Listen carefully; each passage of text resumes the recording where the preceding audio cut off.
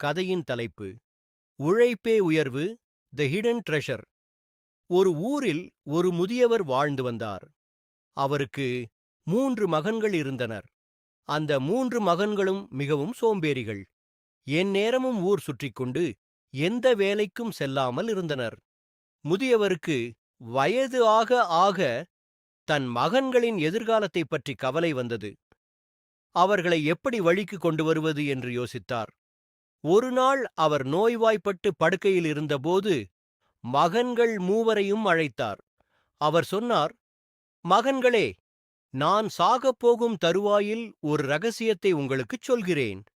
நமது தோட்டத்தில் ஒரு பெரிய புதையல் ஒளித்து வைக்கப்பட்டுள்ளது. அது எங்கே இருக்கிறது என்று சரியாகத் தெரியவில்லை. நான் மறைந்த பிறகு நீங்கள் தோண்டி எடுத்துக் கொள்ளுங்கள். சில நாட்களில் அந்த முதியவர் இயற்கை எய்தினார்.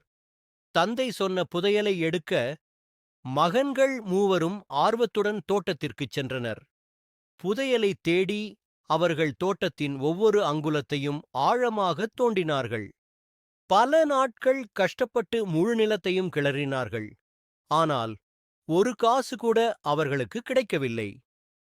மிகுந்த ஏமாற்றத்துடன் இருந்தபோது அந்த ஊர் பெரியவர் ஒருவர் அங்கு வந்தார்.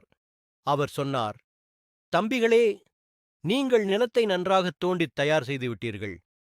இதில் ஏன் சில விதைகளை விதைக்கக்கூடாது?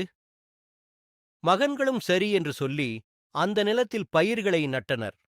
நிலம் நன்றாகத் தோண்டப்பட்டிருந்ததால் அந்த ஆண்டு பயிர்கள் அமோகமாக வளர்ந்தன.